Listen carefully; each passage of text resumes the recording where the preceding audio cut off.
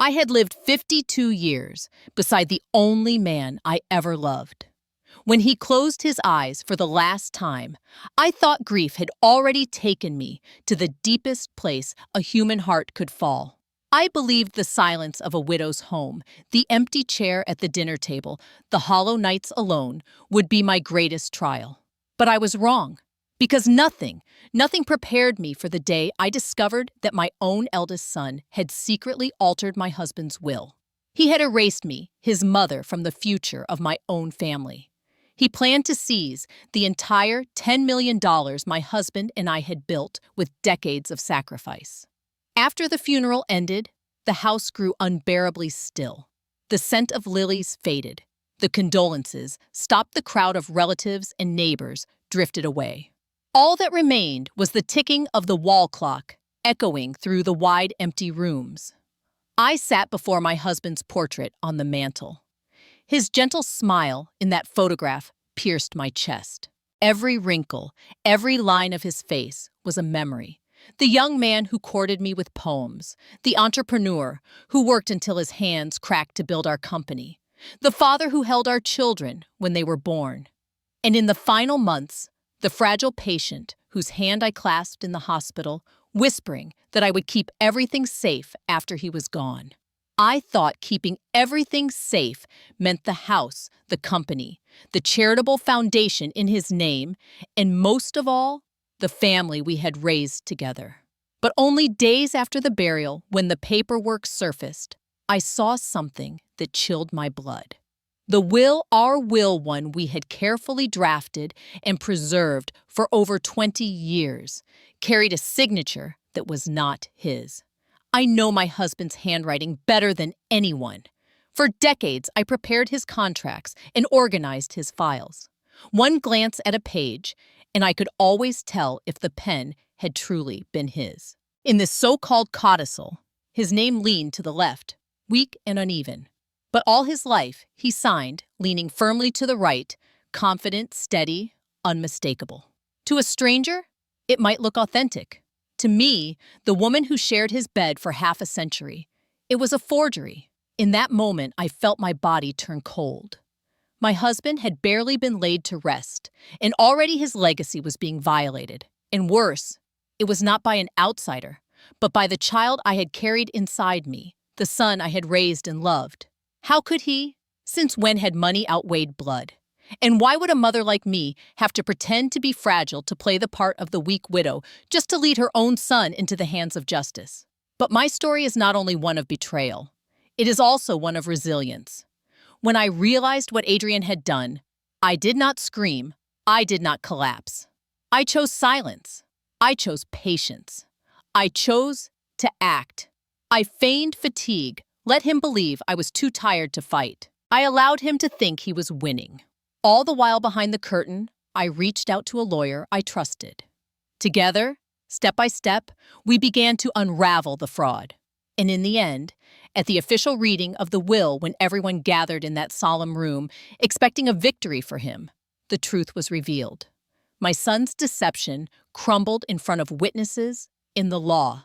And the entire estate, every cent of it, was secured not by the greedy hands of betrayal, but by my daughter, the one child who had stood by my side, cared for me, and honored her father's memory. It was the greatest twist of my life. Before I continue, let me invite you. If you're watching Family Stories Collection, make sure you subscribe, ring the bell, and stay with us for stories that reveal the darkest secrets and the strongest courage within families. Leave a comment below. Tell me which city you're watching from. And most of all, answer this question. If you discovered your own child had forged your spouse's will to steal $10 million, what would you do? Remember this detail, because it is the crack that split open the entire truth. The will I had kept safe for 20 years suddenly bore a signature that did not belong to my husband. I was 74, a retired school teacher, the kind of woman who believed in rules, in order and keeping one's word. My late husband had often teased me for being too strict, but it was that very discipline, he would admit, that had held our family together through the storms of life. At 75, He had left me with more than just memories. He had left behind a fortune nearly $10 million, born from nothing but his sweat and determination. My husband had been a self-made man. He built his logistics company from the ground up, starting with one second-hand truck, driving it himself through snowstorms and long nights. Over 5 decades, he turned that small operation into a regional powerhouse. He was respected, sometimes feared, but always admired for his work ethic. That company became his life's masterpiece, and he made sure to protect it with meticulous care. We had 2 children. Adrian, the eldest, was 48. Outwardly, he carried the image of success, sharp suits, polished shoes, a commanding tone that made people listen. But beneath that surface was a hunger for power, a need to control every situation, every person around him. He wanted to be his father's successor, not just in business, but in authority and dominance. Then there was Mia, our youngest, at 42. Unlike her brother, Mia had never cared for the spotlight. She worked as a part-time nurse's aide, earning modestly, living frugally. She was the one who visited us most often, the one who stayed overnight when her father's illness worsened. She brewed tea when I couldn't sleep. She massaged his hands when the pain grew unbearable. If Adrian inherited his father's ambition, Mia inherited his heart.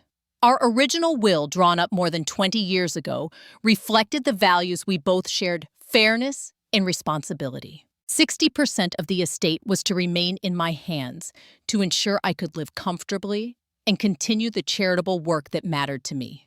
Adrian and Mia would each receive 20%, and beyond that, a permanent trust was created in my husband's name, a charitable foundation to support scholarships and community housing, his way of giving back to the world that had once given him nothing.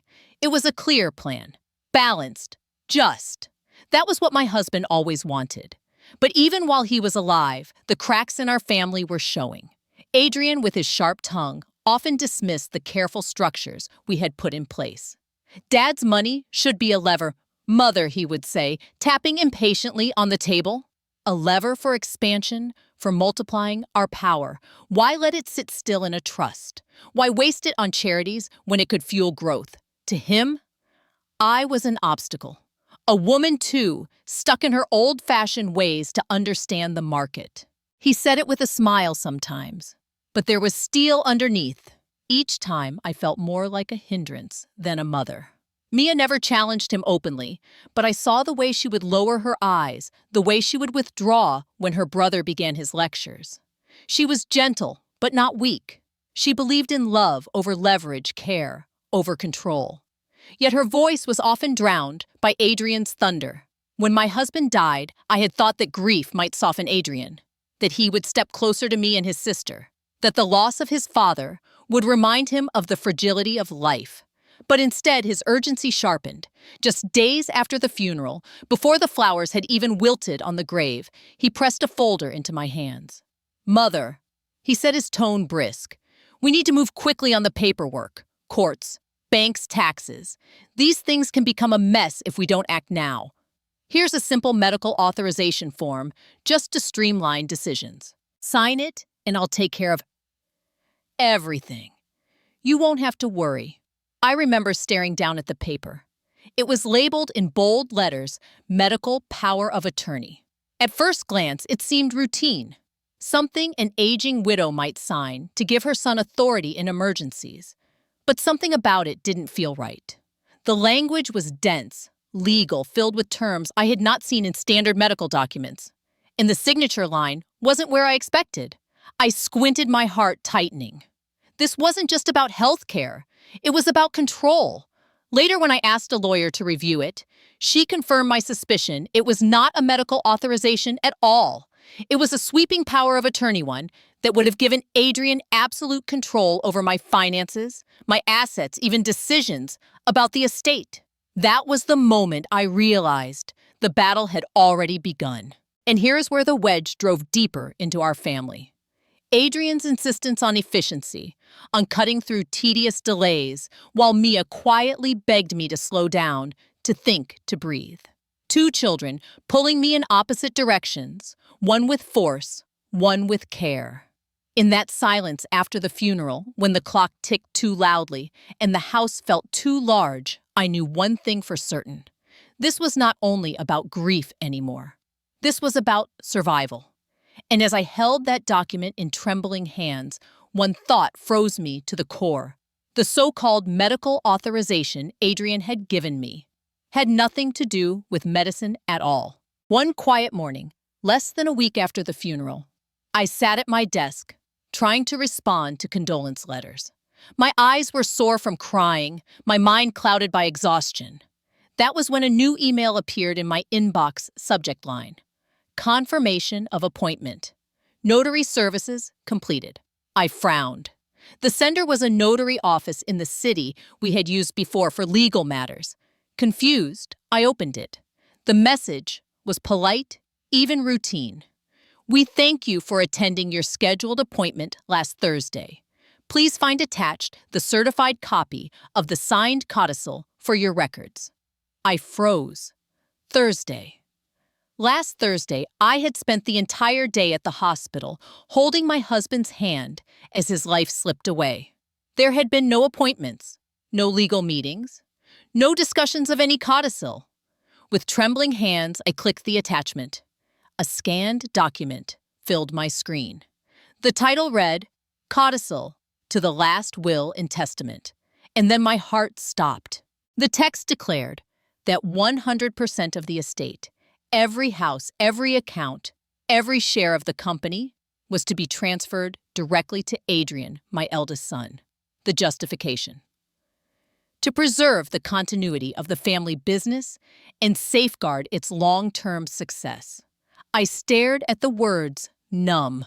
The original will, the one my husband and I had drafted so carefully years ago, had been clear: 60% for me, 20% each for Adrian and Mia, with a significant portion locked in the charitable foundation. Balanced, fair. But here was a document that erased me, entirely stripped Mia of her share, and handed everything to Adrian as though he alone carried the family name. I scrolled down to the bottom of the page. That was when the world tilted. There it was, my husband's signature. Or at least what someone wanted me to believe was his. At first glance, it looked familiar. But then the details screamed at me. The line of the pen tilted to the left, weak and wavering. But for 50 years, my husband had always signed his name, leaning firmly to the right. It was his habit, his pride, his mark of certainty. I had seen it on thousands of checks, contracts, and letters. And now, in this supposed codicil, the signature betrayed itself. The signature of my husband, in this new document, leaned left, when for half a century he had only ever signed to the right. A sickening weight pressed on my chest. Someone had forged his hand, and deep down, I already knew who: Adrian. My first reaction was disbelief so sharp it felt like I couldn't breathe. How could my son, my own flesh and blood, take advantage of his father's deathbed to falsify his legacy? How could he betray not only me, but the very principles his father had lived by? For a moment, the room spun. I clutched the edge of the desk to steady myself, fighting the urge to cry, to scream, to call Adrian immediately and demand an explanation. But I didn't, because instinct told me this was no mistake, no clerical error. This was deliberate. I thought of Mia, gentle Mia, who had been there every night making soup for her father, praying with me, crying quietly when she thought I wasn't watching. How would she feel when she discovered she had been erased from her father's will, cast aside like an afterthought? I thought of my husband. The man who had worked until his knuckles bled, who had promised again and again that his wealth was meant not just for his family, but for the community. To see his life's work twisted into a weapon of greed, it would have broken his heart. The weight of betrayal crushed me, but beneath it, a spark of resolve ignited. I whispered aloud into the silence of the empty room, I lost my husband to illness. But I will not lose the rest of my family to greed. Not this time. I wiped my tears and reread the email. The notary believed I had been present at the appointment. That meant Adrian had either impersonated me or arranged everything without my knowledge. Either way, it was fraud. I needed to act carefully, quietly. If he suspected, I knew he would cover his tracks. So I did not reply. I did not call. Instead, I archived the email, printed the codicil, and placed it in a folder I locked in my desk drawer. Then I sat in the dim light of the study, staring at my husband's photograph, and I swore to him that I would protect what he had built. I could hear his voice in my memory. Fairness, Joan. Always fairness. Wealth without fairness is nothing but poison. That poison had entered my home, but I would not drink it. For the first time since his passing, I felt something stronger than grief. I felt resolve, and I knew the battle for truth had just begun. The forged codicil still lay in my drawer, but it was no longer just a shocking document. It was a weapon waiting to be turned back against Adrian. My decision had crystallized the night before. If he thought I was weak, I would let him believe it. But beneath that mask of fragility, I would gather proof until the truth itself buried him. The first step was finding someone who would not flinch. That was how I ended up the following morning, sitting across from Evelyn Harper, no relation by blood, but a lawyer our family had trusted for years. She was a woman in her early 50s, sharp-eyed, steady-voiced, the kind of person who could take a storm apart piece by piece. I slid the printed codicil across her desk. She studied it in silence, her pen tapping once against the margin. Finally, she looked up. "Joan, this is wrong. The notary's stamp is genuine, but this signature..." She tapped the bottom line. "Your husband leaned his writing to the right, always. Here it slants left. And look at the pressure. The strokes are shallow, uneven. Whoever signed this was imitating, not living his hand." Her words echoed what I already knew in my bones. "So we can prove it." "We can," she said, her tone calm but resolute. "But we don't confront Adrian yet. Fraud survives in shadows. We'll bring light slowly, deliberately. He must believe you are compliant while we collect the facts." I let out a shaky breath. "And if he presses me, pretend you are tired, pretend you are grateful. He will underestimate you. That's our advantage." That afternoon, Harper began weaving the net. Step 1. Signature analysis. She contacted a certified handwriting examiner, someone who had testified in court dozens of times. My husband's authentic signatures on old contracts, checks, and letters were gathered from our files. They all bore the same rightward confidence. The codicil's leftward lean screamed forgery. Step 2. The notary appointment. We visited the same office where the signing had supposedly taken place. The notary on duty paled when Harper asked for the journal entry. There it was, July 12th, 6:15 p.m., listing both my husband and me as present. But that was impossible.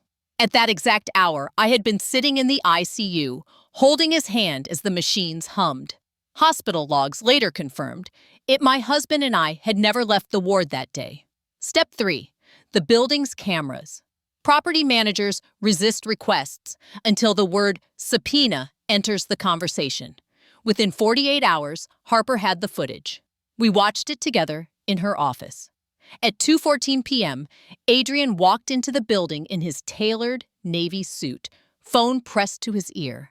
And behind him, a man in a baseball cap and surgical mask, his posture stiff as if trying to mimic an older man's shuffle. Harper froze the frame. "Do you know him?" Not at first. But then memory clicked. Luis Ortega, a driver who had once worked for the company. He'd left months earlier. Always walked like his feet were on a loading ramp. Luis whispered. Minutes later, the footage showed Adrian slipping him an envelope. Luis counted quickly, then left. Adrian returned upstairs. Harper exhaled. "There's our impersonator." Step 4. The document itself. Harper's digital consultant cracked the metadata. The codicil had been created on a laptop, tagged Alpha LGS 17, a Morales logistics device. The file was generated at 1:53 p.m., printed at 2:07, scanned at 2:22, and emailed from the company's network at 2:31. Adrian didn't just forge the will, Harper explained. He used the company his father built to commit the fraud. That ties him directly. Step 5. The money trail. Greed always leaves a footprint. Within a week, Harper uncovered a bridge loan Adrian had secured. In confidential papers to a boutique lender, he had used anticipated inheritance as collateral, describing himself as soon-to-be sole heir of Morales Logistics. The timing was damning. He had filed the paperwork days before the codicil surfaced. Classic overconfidence, Harper muttered. He was already spending money that wasn't his. We needed testimony. Harper subpoenaed Luis Ortega. He came unwillingly, cap in his hands, eyes darting. Under oath, he confessed. Adrian said it wasn't illegal. Said Mr. Morales couldn't come. Mrs. Morales was too upset. All I had to do was keep the mask on, sign a couple of papers, and leave. He paid me $50,000. 30 minutes, that was it. I gripped the table. $50,000 for a man to impersonate my husband of 52 years. Harper's voice stayed level.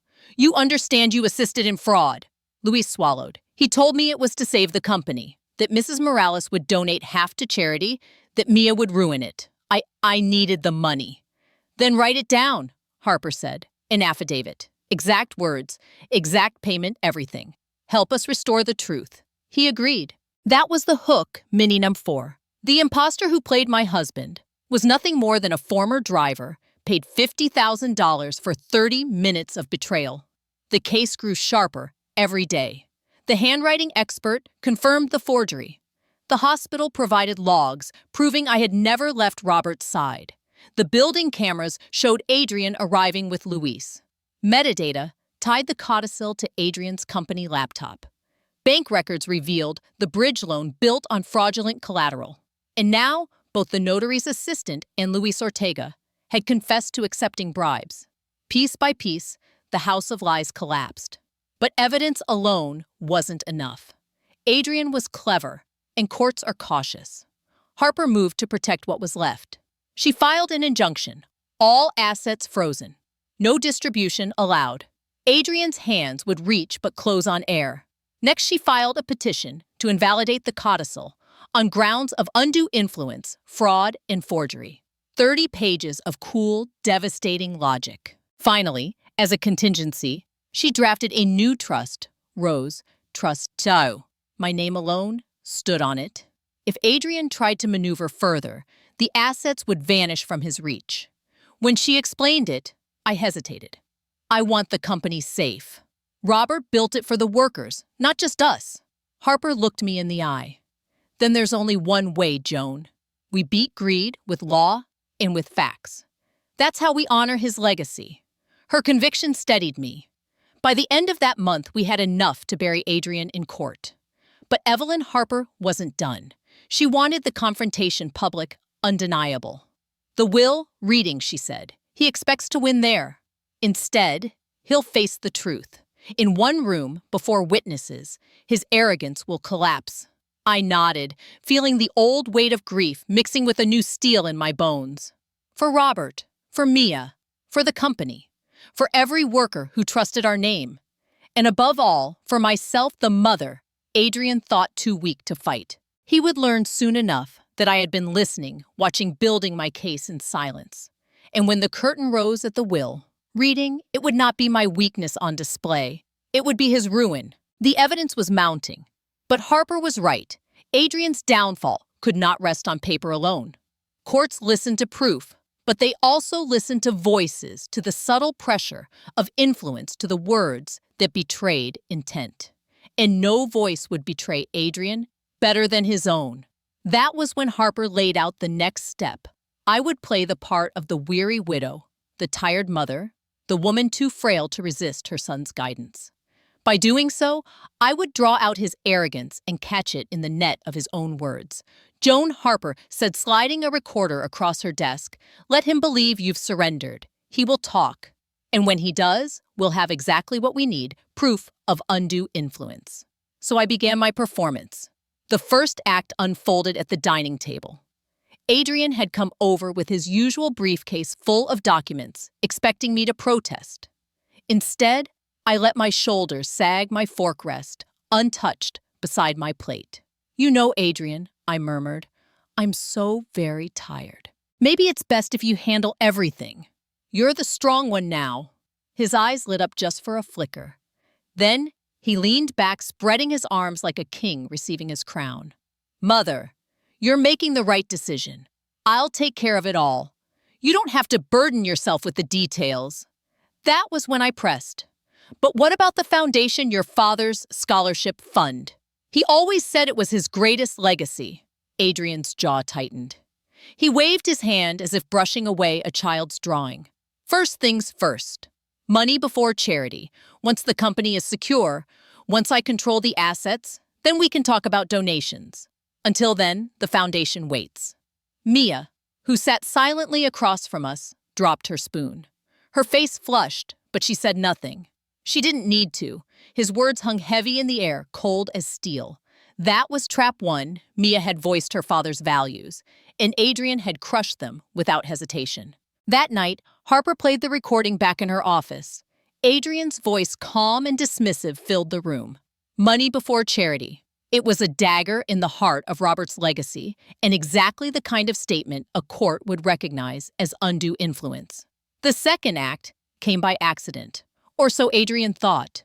One morning, I pretended to misclick and sent him an empty email with no subject line. Within minutes, my phone rang. Mother Adrian's voice was sharp and patient. Stop worrying. Don't overcomplicate things. Just sign what I put in front of you. The rest is none of your concern. I let my voice tremble. But, shouldn't I at least know? No, he snapped. Trust me. Sign and let me handle it. That's all you need to do. I saved the voicemail. Another stone in the growing wall of evidence. That was trap two. He had exposed his manipulation without me needing to push. Over the next 2 weeks, I kept collecting. Each time he called, I let him speak. Each time he texted, I saved the messages. Don't ask questions. Keep this between us. Time is everything, Mother. You'll only slow things down. The house grew colder. Dinner with Mia and Adrian felt like sitting at opposite ends of a battlefield. Adrian spoke in clipped orders. Mia withdrew into silence, her eyes swimming with quiet hurt. I could feel the fracture, widening, our family splitting into 2 camps, one ruled by greed, the other by grief and loyalty. At one particularly tense meal, Adrian lost his composure. Frustrated by my slow responses, he slammed his fist against the table. Don't you see, Mother? I've already gone ahead. I've moved the pieces. You can't stop me now. The words slipped out like venom. For a moment, his mask cracked, and I glimpsed the raw hunger underneath. That was hook meaning a 5. I've already gone ahead, Mother. You can't stop me. I met his eyes, then letting my face remain weary, defeated. But inside I smiled, because every careless word he uttered was no longer his weapon, it was mine.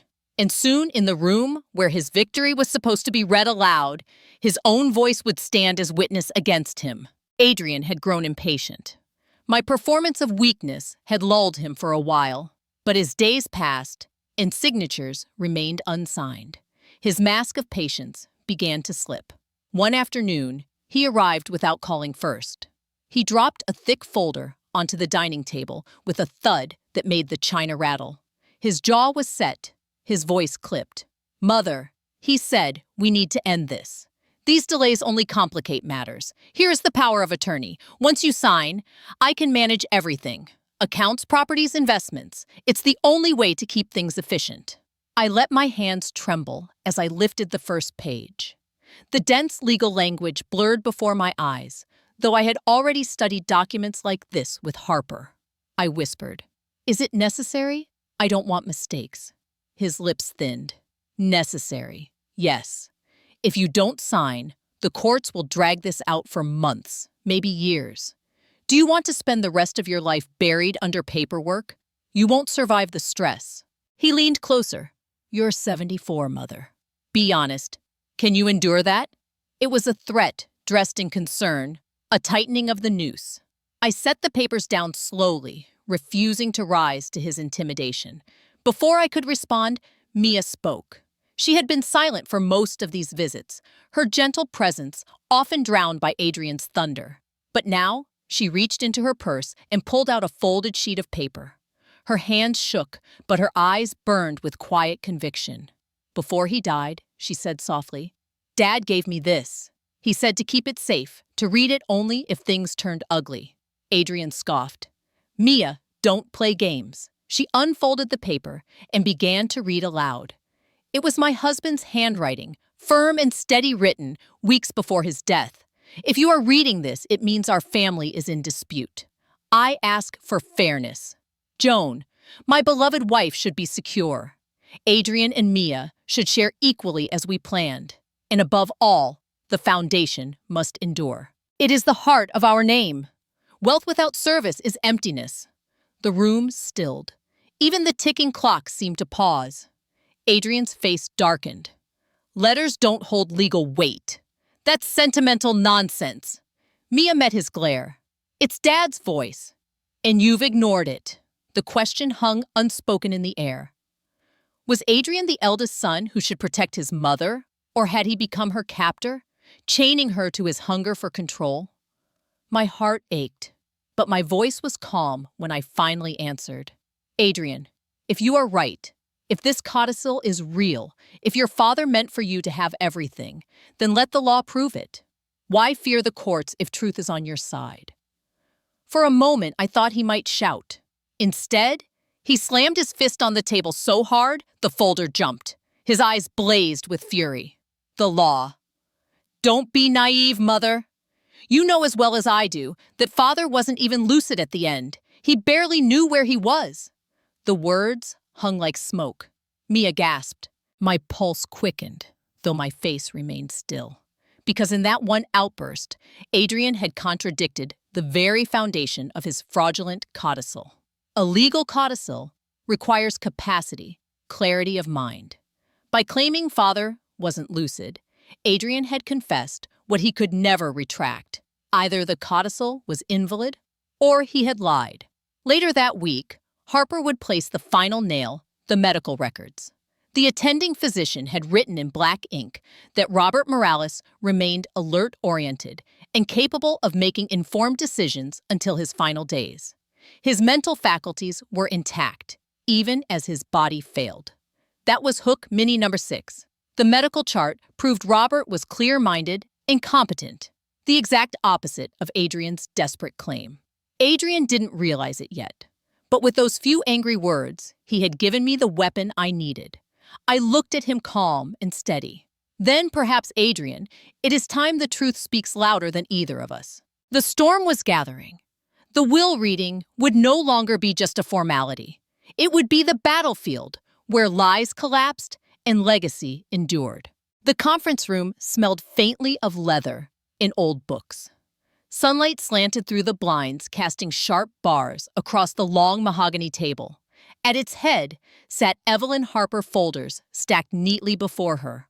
On the wall, framed in solemn dignity, hung a black and white photograph of Robert Morales, my husband, their father. His eyes, steady even in stillness, seemed to preside over what was about to unfold. A clock ticked softly, each second heavier than the last. Mia sat beside me, her hands folded tightly in her lap. Across from us, Adrian leaned back in his chair, outwardly confident, but his restless tapping betrayed him. He had come expecting victory. Instead, he was about to face the truth. Harper cleared her throat. Her voice, measured and deliberate, cut through the silence. We are here to read and execute the last will and testament of Robert Morales. Before we proceed, there is a matter that must be addressed. Adrian Morales has submitted a codicil, claiming to alter the original distribution of the estate. Adrian straightened, his lips twitching with a smile. Harper's gaze sharpened. After thorough investigation, this codicil has been found fraudulent. The evidence includes a forged signature, inconsistent with Robert Morales' hand, a falsified notary entry, video surveillance of an impersonator entering the notary office, and financial records showing Adrian sought personal loans using anticipated inheritance as collateral. Furthermore, multiple recordings confirm undue influence and coercion attempted against Mrs. Joan Morales. Adrian's smile vanished. That's absurd. Harper lifted a hand, silencing him. Therefore, the court has deemed the codicil void. It carries no legal weight. The original will is restored. Relief washed over me.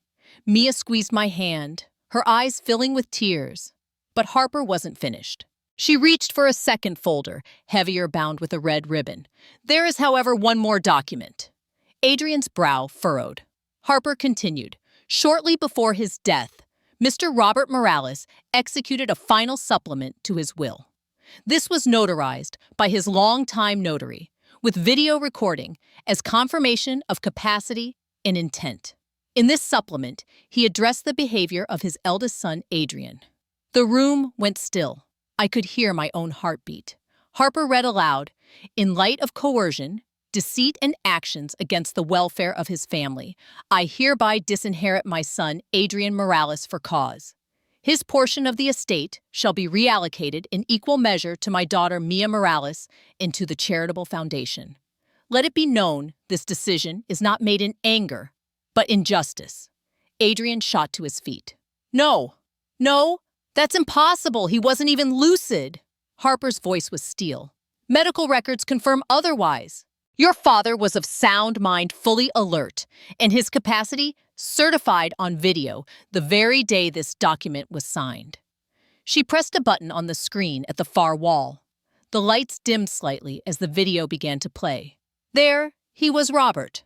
My Robert.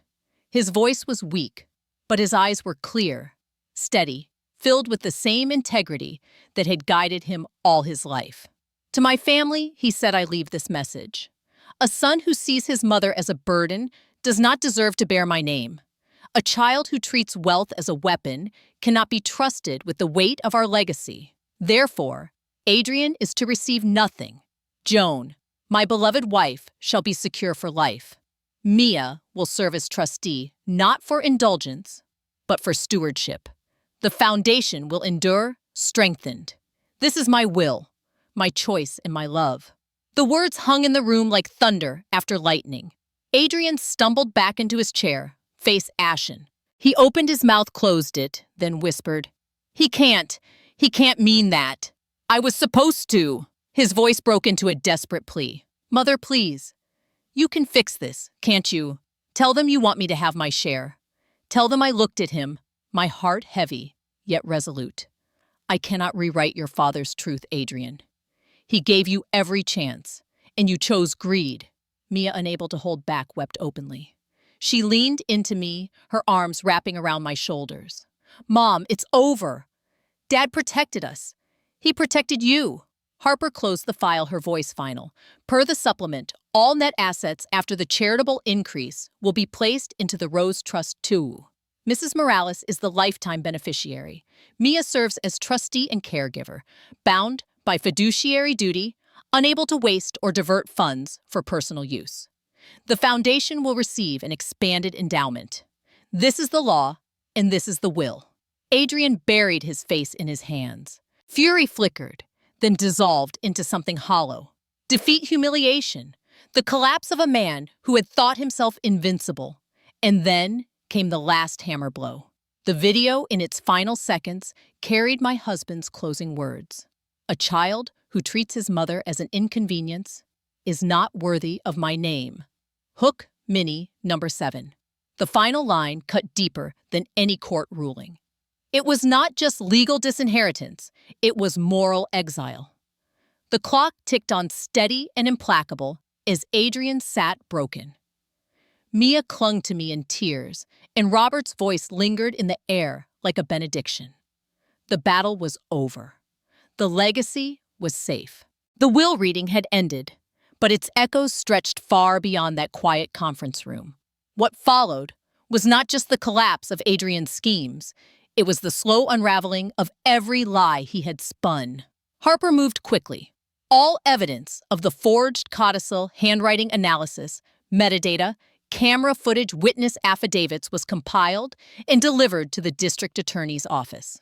The notary assistant cooperated fully, and Luis Ortega, the former driver, stood before investigators, voice low with shame, confessing to the role he had played for $50,000.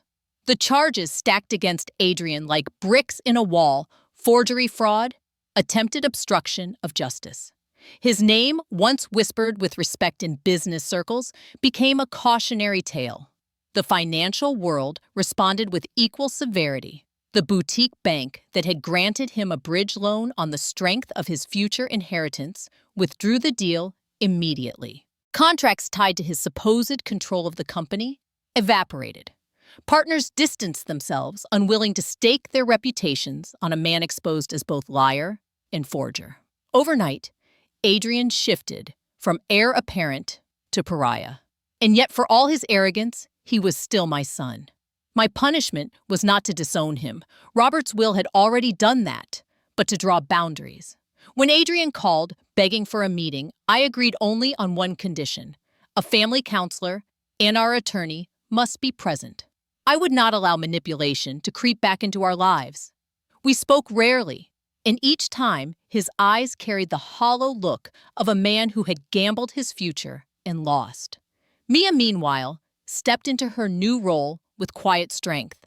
As trustee, she established a stipend for my care, ensuring I lived with dignity but without excess.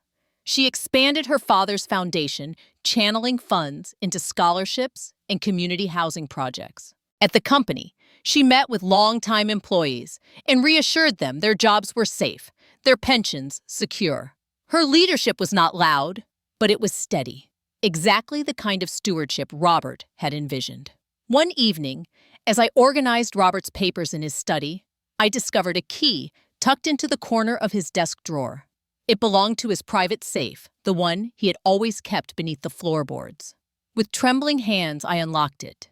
Inside lay ledgers, photographs, and a single sealed envelope with Adrian's name written across it in Robert's unmistakable hand. I opened it slowly. The letter inside was brief, but it struck like scripture. Adrian, wealth is weight. Without discipline and love, the greater the fortune, the smaller the man who holds it. I hoped you would learn this in life. If not, perhaps you will learn it in loss. Hook Mini number 8. The words burned with both sorrow and hope. A father's last attempt to guide a son who had lost his way. I folded the letter and placed it back in the safe. My tears fell freely, not only for what had been destroyed, but for what still might be saved. Justice had been served. The company stood. The foundation grew.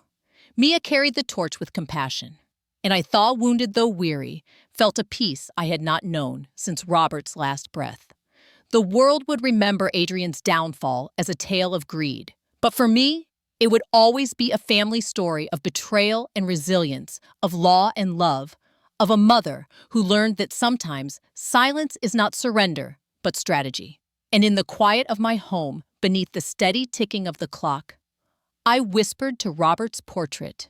We kept it safe. We kept our promise. And though the storm raged, our family's name endures. The storm had passed, though its scars remained.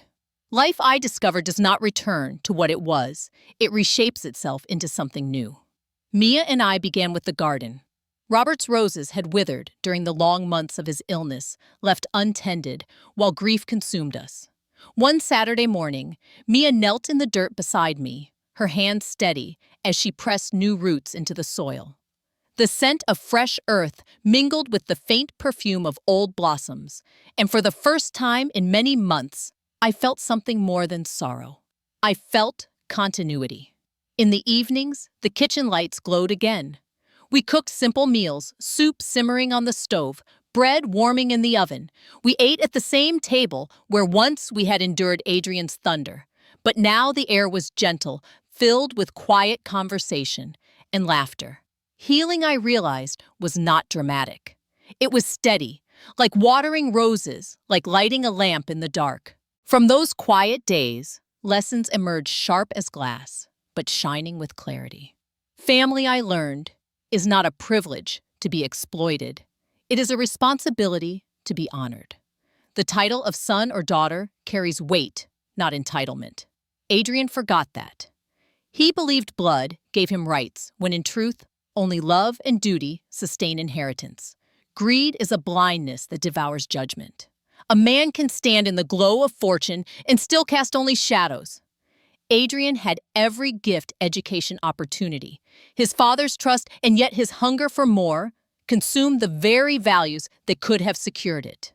true heirship, I realized, is not measured in dollars. It is measured in devotion. Mia's quiet care, her tireless presence at her father's bedside, her willingness to place family above herself, those were the qualities that built trust, not contracts or codicils. Inheritance is not simply about wealth. It is about who deserves to carry a legacy forward. And forgiveness, forgiveness. My heart will never forget Adrian's betrayal. Yet carrying hatred is a second prison. I have chosen to forgive, not to excuse, but to free myself. Justice has spoken in courtrooms, in trusts in the collapse of lies. But in my heart, forgiveness keeps me from being chained to bitterness. Still, forgiveness is not the absence of boundaries. Mercy does not erase consequence. Adrian is still my son, but he no longer holds power over me. That too is justice. For those who are listening, those of you who are aging, who hold wealth or property, who wonder how to protect what you have built, hear this from a woman who has lived it. Keep copies of your will. Keep video proof of your signature in state of mind. Never sign documents without a trusted witness by your side. Use trusts, not just wills. A properly structured trust with a reliable trustee protects your assets from manipulation. If you grant power of attorney divide, it's separate. It medical decisions to one, financial to another with oversight. And always have a lawyer who serves you alone, not the family as a whole. Because family is love. Yes, but family can also be temptation. And temptation, without safeguards, can unravel everything you've built. Tonight, as I sit by the window, the roses blooming again outside, Mia hums softly while clearing dishes from dinner. I hear Robert's voice in memory, calm and steady. Fairness, Joan. Always fairness. Wealth without fairness is poison. I smile. We have survived the storm. The foundation grows. The company stands. My daughter carries the torch not as an heiress to squander, but as a trustee to protect. And I, though older now, find peace in knowing that legacy is not just money. It is love. It is fairness. It is discipline, wrapped in compassion. That is what endures. That is what heals. The story of my family does not end with court filings or signed trusts. It continues every day in the choices we make, in the boundaries we set, and in the love we choose to protect. But now, dear listener, I want to turn the question to you. If you were in my place, would you forgive Adrian completely? Could you open your heart and let him back in as if nothing had happened? Or do you believe some betrayals are too deep, that trust once broken cannot be restored? And another question, one that I hope you'll reflect on carefully. Do you believe inheritance should always be tied to duty of care? That those who love, serve, and protect should be the ones entrusted with legacy, while those who neglect or manipulate should be left with nothing? These are not easy questions. They cut to the heart of what family means, of how we measure love and justice in the face of betrayal. If this story moved you, if it stirred questions in your own heart, I ask you to do 3 simple things. Like this video so more people can hear it. Subscribe to Family Stories Collection so you never miss the next chapter. And please leave a comment telling me the city you are watching from and how you would have acted in my place. Your words matter. They become part of this conversation, part of this living community of stories. And if you know someone older, someone holding the weight of family decisions, share this video with them. Let it be a reminder that love and protection go hand in hand with legal safeguards. None of us are immune to betrayal, but all of us can prepare. Because this, my friends, is only one story among many.